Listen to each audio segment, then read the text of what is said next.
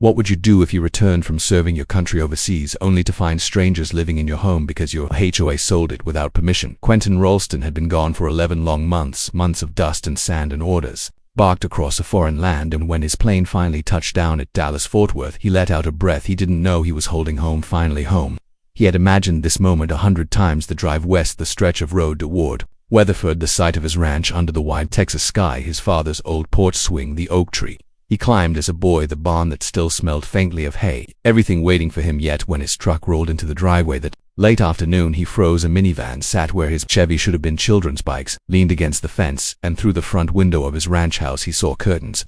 He didn't recognize toys scattered across the floor. His first thought was he had the wrong place, but that was impossible. Every inch of this land was carved into his memory. This was his home, his family's legacy, and strangers were inside. Quentin cut the engine and stepped out, boots crunching against gravel. A woman appeared in the doorway with a toddler on her hip, staring at him like she had seen a ghost. "Can I help you?" she asked. Quentin straightened, still in uniform, duffel over his shoulder. "This is my house. Who are you?" The woman's grip tightened on the child. "I think you're mistaken. We bought this place 6 months ago from the HOA."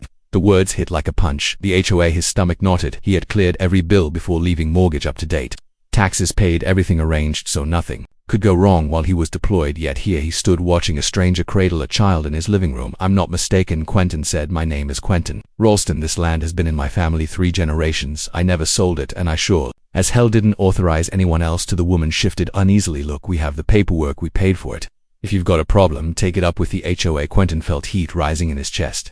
He had stared down armed men in hostile villages, but nothing prepared him for the quiet theft of his home. Sylvia gathered 4 other board members around her dining table. Stacks of papers and ledgers spread like evidence before them as she adjusted her glasses and announced the problem. Staff Sergeant Ralston had returned and already made contact with local law enforcement and the JAG office. Curtis Doyle, a wiry man, suggested they simply return the property and call it a mistake, but Sylvia's glare silenced him. If one reversal triggered a dozen families to learn their deeds were worthless, if lawsuits crawled at them from every direction, their careful machine would unravel. Cheryl Masters asked bluntly what the plan was, and Sylvia answered with cold certainty that they would tighten ranks, point to the county records, and insist every sale was filed correctly, because as long as they stood united there was nothing anyone could do. Curtis muttered unless someone talked, and Sylvia's eyes hardened at the implication, while Quentin, meanwhile, refused to sit idle as Captain Renee Whitfield filed motions to halt further foreclosures pending investigation and explained that the Army's intervention carried federal weight, and that the more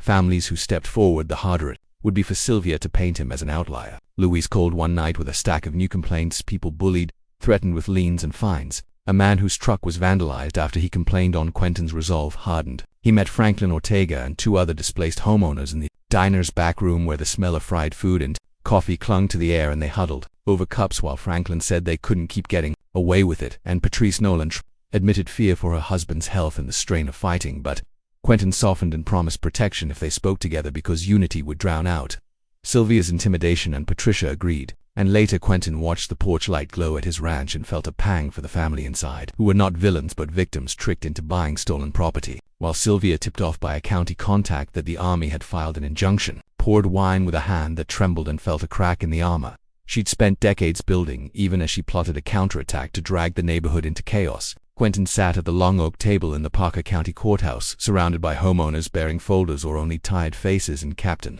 Whitfield urged precise testimony. Franklin recounted inflated dues. Patrice described threats from Sylvia. The Holbrooks told of being blindsided in court, each story stacked into a case that sharpened Quentin's anger into purpose. And when he stood to tell how he was serving in Kuwait and returned to find his father's land stolen, the room fell silent. Lewis warned him in the hallway that he'd become the face of this fight, and he answered that he hadn't asked for it, but it was his now. While across town, Sylvia watched her board crack, and Curtis begged that this was getting out of control and warned he wouldn't go down with the ship. Parties whispered that if someone flipped they were finished, and Sylvia reminded them that they all had signed the same papers. Back at the courthouse, Captain Whitfield declared they had enough to file a federal complaint to freeze HOA actions, and Quentin felt a brief relief until a stranger in a low ball cap warned him to back off, because nervous people do desperate things. Tension pooled beneath the Texas sun, and at Emma's porch, Quentin vowed he wouldn't be scared.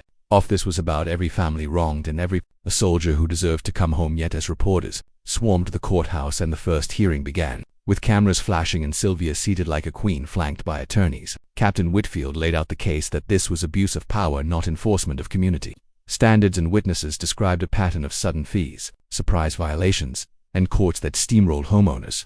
And though the judge issued a temporary injunction suspending Sylvia's foreclosures and the story lit up local news, Quentin did not yet know that Sylvia had allies with money and influence outside the courtroom, who were not prepared to let her empire collapse without a fight. The week after the injunction passed in a blur as calls poured in from Texas newspapers and even national outlets wanting Quentin's story, while soldiers and veterans reached out online and neighbors he barely knew offered handshakes and quiet thanks. Yet with every new voice of solidarity, the weight on his shoulders grew heavier until one evening on Miss Porch, with his phone buzzing endlessly, she set down 2 mugs of coffee and told him he was becoming the face of the whole fight. And though Quentin admitted all he had ever wanted was his ranch back, she reminded him that people were rallying behind him now, and he couldn't walk away even as doubt gnawed at him. Sylvia Brenner was far from defeated. She still had money, influence, and a network of officials who had thrived under her HOA's control. So late one night in her oak-scented study with attorney Mark Talbot at her side, she plotted a counterattack, insisting they smear Quentin as unstable, a hothead fresh from war. And soon whispers spread, blogs hinted at violent tendencies, gossip painted him as impossible, and Quentin realized the campaign was working when an old acquaintance asked if he was really doing okay after overseas service. He stormed into Luis Navarro's office furious, but Luis urged calm, reminding him that losing his temper would only feed Brenner's narrative. And later Captain Renee Whitfield called to steady him, promising discovery would force Brenner's records into the open, where proof not gossip would win. And when those documents surfaced showing late fees stacked onto already paid accounts, Quentin knew they had caught the scheme red-handed. Sitting in the diner booth where the fight had begun, he spread the papers before Luis, who whistled at the scope of it, while across town Brenner tried to brush off Talbot's warnings that fraud charges could follow, until Curtis Doyle broke ranks and confessed his role, sliding a thumb drive across the table to Whitfield, containing emails and memos proving Brenner targeted the vulnerable deployed soldiers, the elderly families behind on bills. And Quentin's stomach turned at how icily she had defined them as easy to push. Curtis agreed to testify, and word spread fast, shaking Sylvia's once serene grip until her own meetings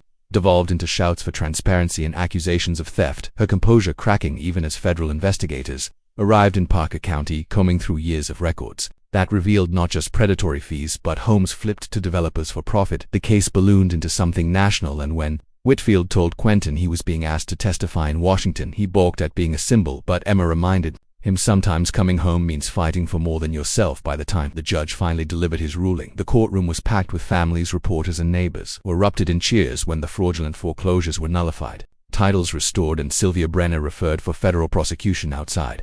Quentin lifted a hand and told the cameras this wasn't about one ranch, but about every family told they didn't matter. And in the weeks that followed, as prosecutors pressed charges and Curtis entered protection, Quentin returned to his ranch to mend fences and greet strangers who stopped by to thank him, realizing at last that his fight was no longer just about his land. It was about making sure no soldier, no family ever came home to find their lives stolen again. And as he sat on the porch swing under the Texas dusk, he finally felt at peace. Not just because he had reclaimed his home, but because he had found his purpose.